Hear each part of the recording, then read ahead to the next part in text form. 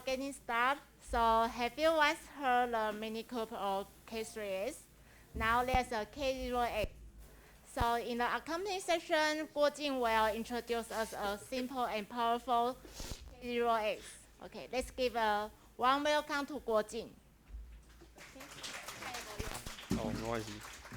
Okay, yeah. So today I'll talk about k0s, which is another lightweight Kubernetes distribution. Yeah. 对吧？哦，抱歉，重来，抱歉，给我一下，我忘记改了。哦，sorry。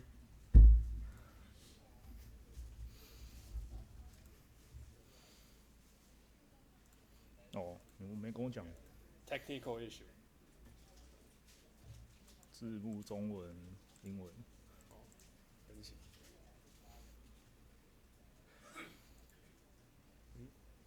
对啊。没有啊，他这个有点笨笨的。是吗？哎，字幕语。刚把它改回英文。哎，我怎么把？不是啊，你不是说刚刚改反了？你刚改对啊，你干嘛？哦，我在改对了。哦。下面英文，上面中文。哎，不是，刚刚按错了。这个。你讲。Hello. What the？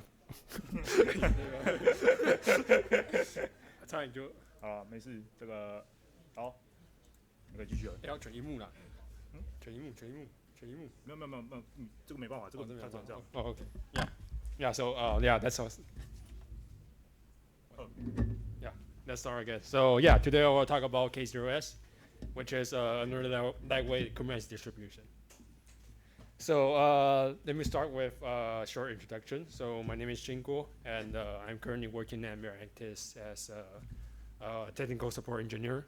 I'm also a volunteer at the user group that hosts this event today.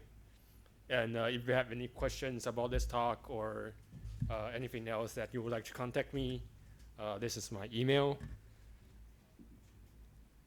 Yeah, so this is today's agenda. So first I'll talk about the difference between lightweight and the normal Kubernetes that's you use or you deploy. Then I'll start with an introduction to k0s, and then a short comparison and introduction to other different lightweight Kubernetes distribution, such as k0s, k3s, or micro K Kubernetes. Yeah. And last, I'll introduce another software that utilizes k0s to deploy Kubernetes, which is k0s Motron. And last, I'll give a demo with how to utilize this software to deploy a Kubernetes cluster using Cluster API. Yeah, so let's start with Kubernetes. So as you can see, this is an architecture graph of normal Kubernetes or a stock Kubernetes that most people heard of. It's quite resource intensive, as you have to run a full range of stuff such as etcd, your API server, your scheduler, your control manager, and maybe your cloud controller if you're running on top of other cloud platform. So this stock Kubernetes supports various range of features, and it's enterprise grade ready. But there's other cases where you don't need that much feature, or you have a hardware that doesn't have enough resource to run all these stuff.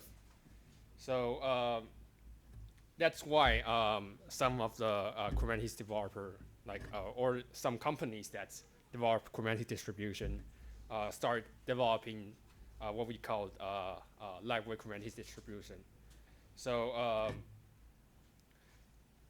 let's move on to what lightweight Kubernetes distribution is. So here are three of the most popular ones. Anyone heard of all these three? Someone raise your hand? No one? Yeah. Anyone use it in your production deployment? Oh, okay, I see someone use it in Kubernetes. Yeah. So which one do you use? K3s or okay, yeah. So these are the lightweight Kubernetes distributions. So it's called lightweight, but it's all three are production ready, so you can actually use them in your production cluster. So what's the difference between lightweight and the stock Kubernetes? So first is like the packaging is different. So lightweight Kubernetes distribution is usually packaged in binary, or in other cases, snap packages. So well, in normal deployments, you run all the different components in separate containers. So when you package it into a binary or a snap package, it makes it easier to install and may reduce some overhead, as you don't need to separate all the process into different containers. So next is the storage backend. So usually in stock Kubernetes, use SCD for storage. Well, in stock Kubernetes, they usually have use SQLites or DQLites, which is a distributed cluster of SQLites, using a tool called k0s, which allows you to run Kubernetes storage backend with other database. So you can run Postgres or MySQL with k0s instead of SCD. So these are the defaults, but I remember all three lightweight distribution allows you to use SCD or other database if you want. So by default, these SQLite is a lot less resource intensive, as it isn't that complicated as SCD, and doesn't have that much feature or performance in larger scale. So they use it at default to reduce the overhead or the CPU and memory usage that's being used.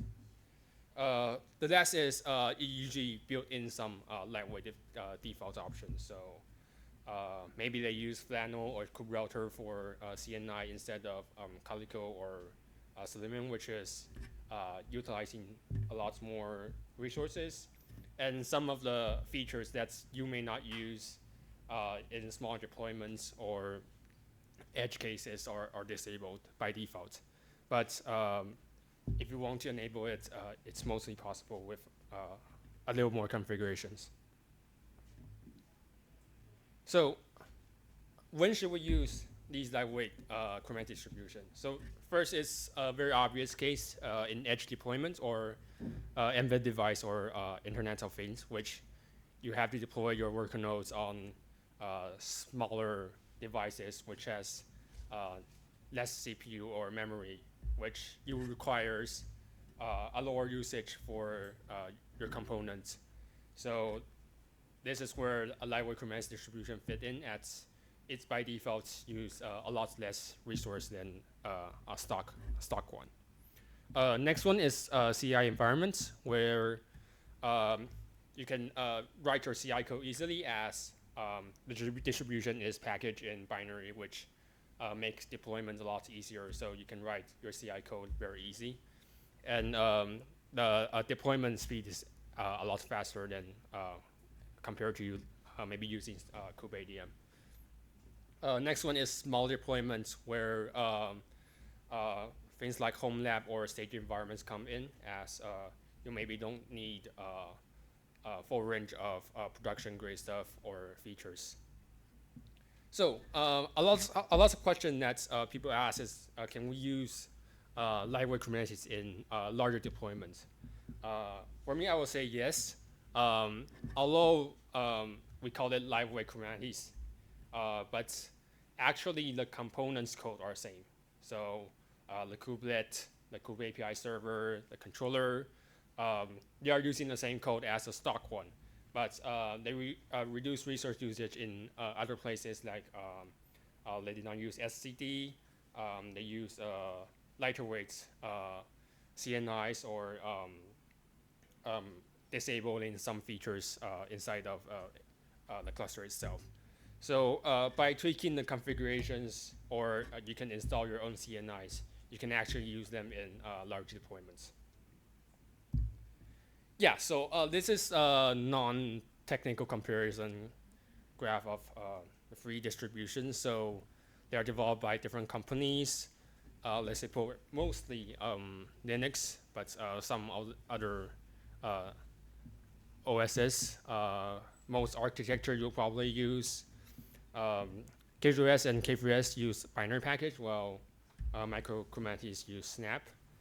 And the only difference is that if you want fixed encryption in your binary, that like k0s is supported upon agreement, and one k0s is ROMAT, and micro Kubernetes is in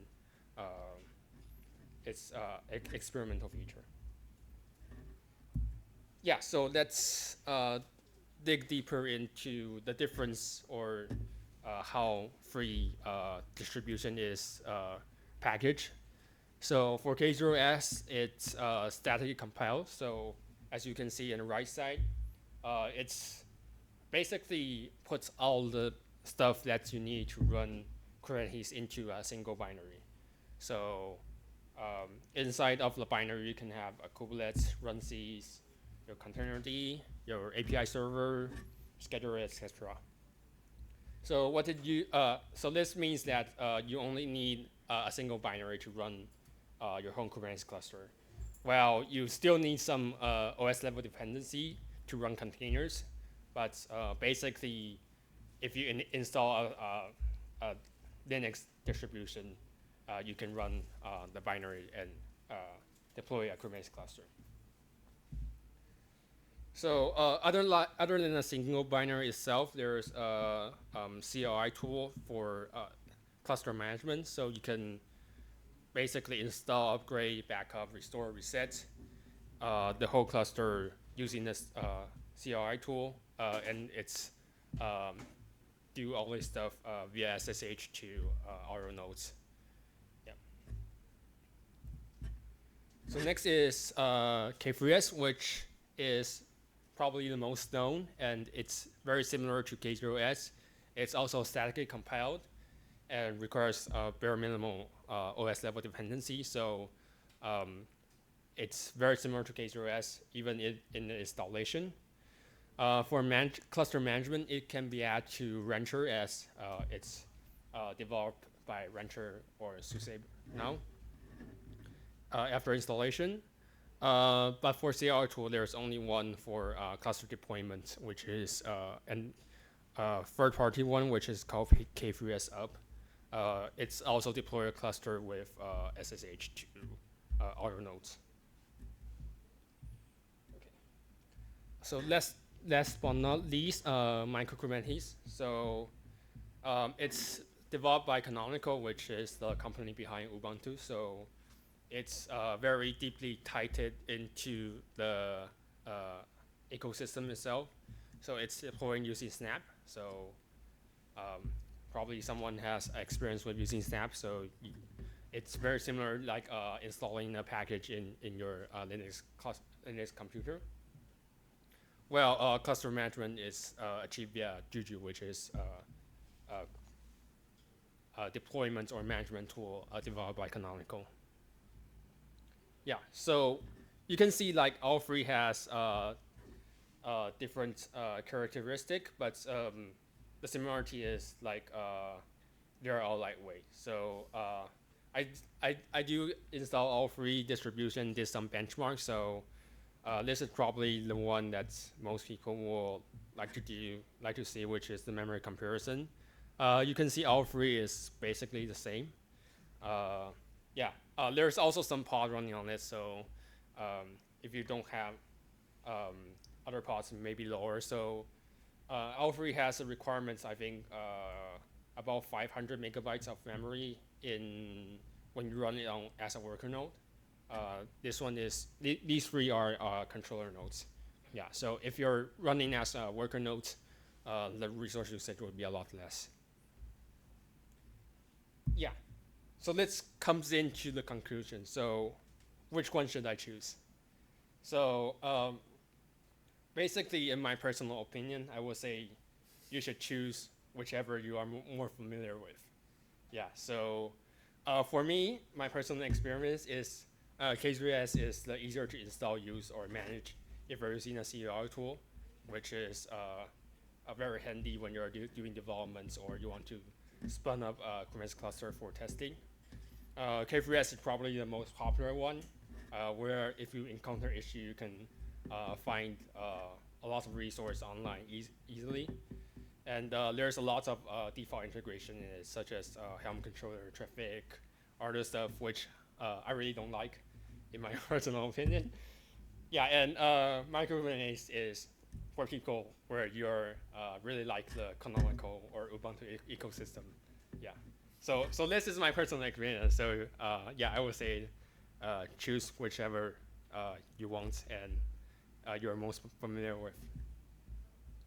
Yeah, so this is basically what I want to talk about lightweight Kubernetes clusters. The next thing is k0s Motron. So what's more with it? By using the single binary deployment method that comes with k0s, we created a software called k0s Motron, which allows a user to easily run Kubernetes control plane on top of a Kubernetes cluster. So what's all the features? So basically you can run a Kubernetes control plane inside a Kubernetes, which I will demo later. It's utilize custom resource definition to manage the life cycle of control plane, Kubernetes control plane. So basically you can use the custom resource definition to deploy and manage the whole control plane of another Kubernetes cluster. It's allow separation between control plane and worker plane. So basically there's no direct network connectivity between them. Well, you can bring your own workers. So you can run Kubernetes cluster control plane on a cluster and join workers from different parts. So you can run your workers on Azure, on GCP, on AWS, or your own private cloud, and then connect to your control plane in other places. It also have integration with Cluster API. So Cluster API is a upstream project inside Kubernetes that allows you to create Kubernetes cluster using a lot of different cluster resource definitions. So here's a architecture graph of it. So basically, you have this is for the default deployment, which you have management clusters, and in management cluster we'll have a k0s Motron controller, which will create and manage k0s control plane. So your control plane will be running in a container inside your management cluster. Well, you can add your own worker to those control plane. So basically, you're running Kubernetes control plane inside Kubernetes and add the workers outside of it to it. While the connection between the workers and the control plane is done via connectivity. Yep. So what's the advantages of it? So first, we can look at the normal deployment pattern for cluster API or a similar cluster management system. So you basically will have a management cluster which will have its own controller or maybe workers. And then the management cluster will create and manage your worker cluster, which will also have its own dedicated controller nodes and worker nodes. So with k0s Motron, what you can do is you can run your workload control plane instead of your current management cluster, which in this case, you don't need to have dedicated controller nodes for your worker clusters, which increase the efficiency as you can have more nodes as worker, or you can use less nodes in your work cluster. And your management cluster can manage many workload clusters and run their control planes on the management cluster. Yeah, so let's first do a demo between. Okay, let's prepare for the demo.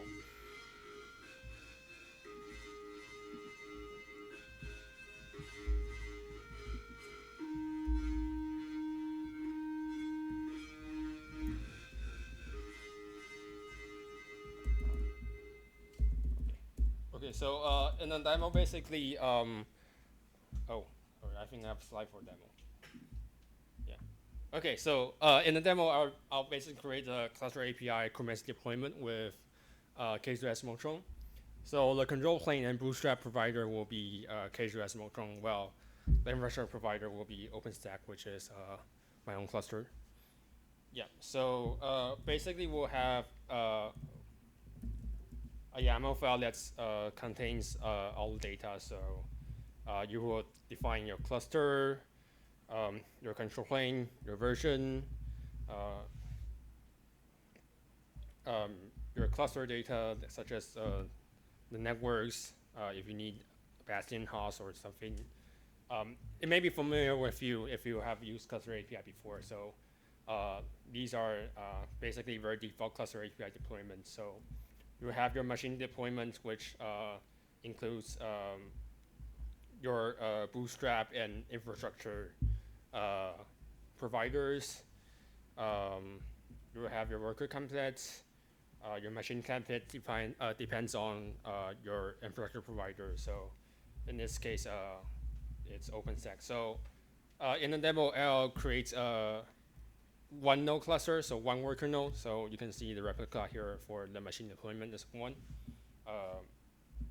Yeah, so you can just apply the YAML file. Sorry. Okay. So so right now the cluster will be being deployed. So no. So it will take like a few minutes. Yeah. So let's go back to the slide. So as it's run control plane inside of your current management cluster, so there are some limitations with k0s Motron, which first your control plane is binding to your management cluster. So we run our control plane in your management cluster. So if your management cluster is down, your all child cluster, which is managed by that control plane, managed by that management cluster, will be unavailable as you cannot connect to your control plane.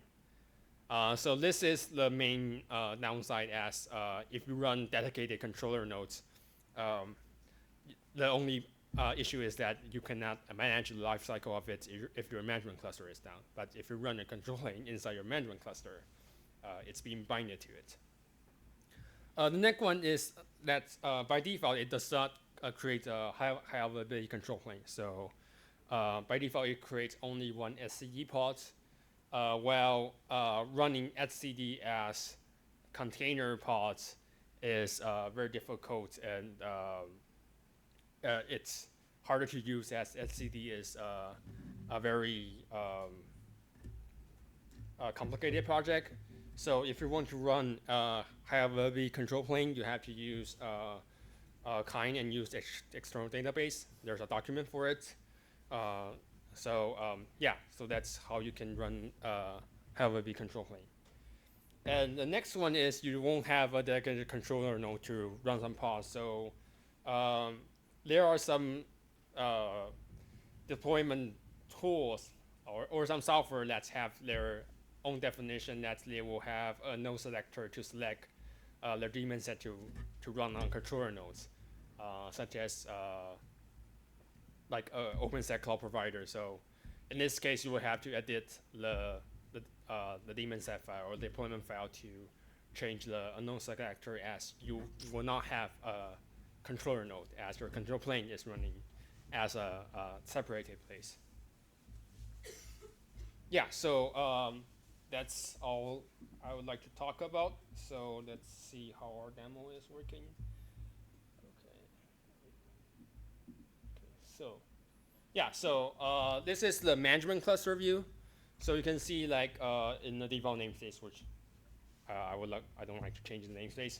So you have two pods, which one is the this one, it will be the your control plane, and this one is the SCD.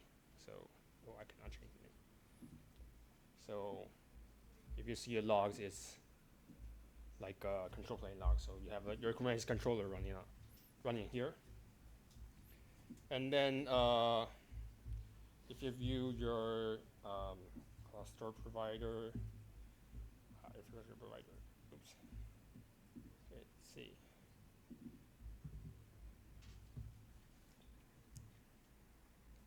Yeah, so the worker is created.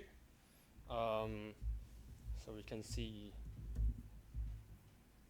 we get our Kubernetes config.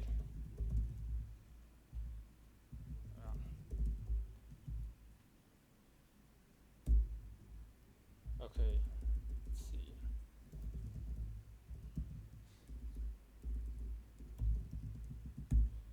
So you can see we'll have our worker nodes, which is not ready right now, as you do not have a CNI created on it.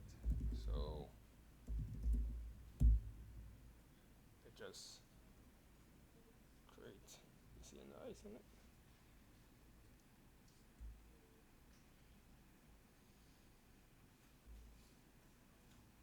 Yeah, so it may take some time. So the difference is like if you see the nodes, there's only worker.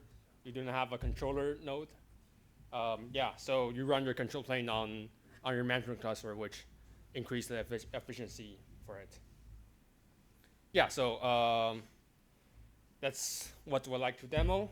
And it's probably all about my talk, so I'll leave a few minutes for questions. You can ask questions in Mandarin or Chinese if you want. Yep.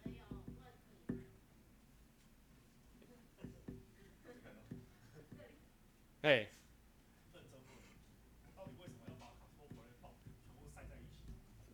Reduce resource usage. Yeah, so the question is, why do you want to put the control plane on the management cluster? So basically our idea is that you can reduce resource usage, and in other cases like when you have when your worker is edge device, so you can run your controllers in your cloud, your control plane in the cloud, and then connect the worker to the controller. Yeah.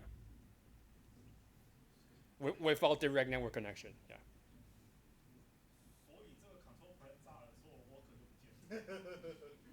Yes. Yeah. Yeah, if your management cluster is down, you'll lost all your worker cluster. Yeah. Any questions? Yeah. 这个架构可以拿来跑多租户吗？还是说是，或是像你说的 IoT 的那一种？多租户是指？就是multi-tenant，就是可能一个 Kubernetes 有好几个 team 在用，但是他们会需要去做 isolation。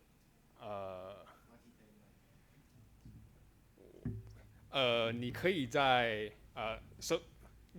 你可以在同一个 management cluster 上跑好几个 worker cluster。对，这是你要的问题。对对对。Yeah. Yeah. Yeah. So I've asked, is there a method to like separate the control plane across different Kubernetes cluster?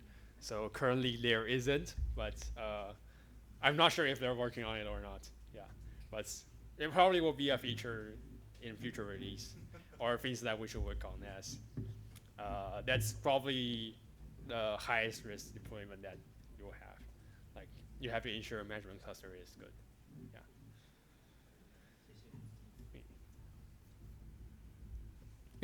Yeah.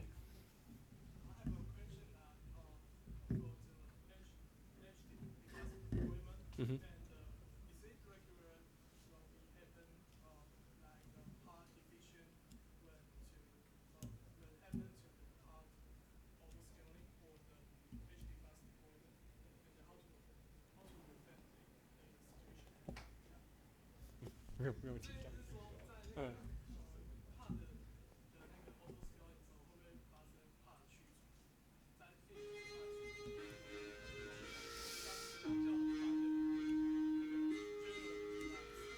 Uh, 应该的话，那是 default behavior，但是你要怎么 prevent 它的话，对啊，还是看你的 application deployment 怎么设计，对。就跟 deployment method 没有太大关系，这样，对。So I think our turn is the end. So if you have any further questions, feel free to come here and discuss with it. Okay. Yeah. I'll also be at the booth like 409. Yeah.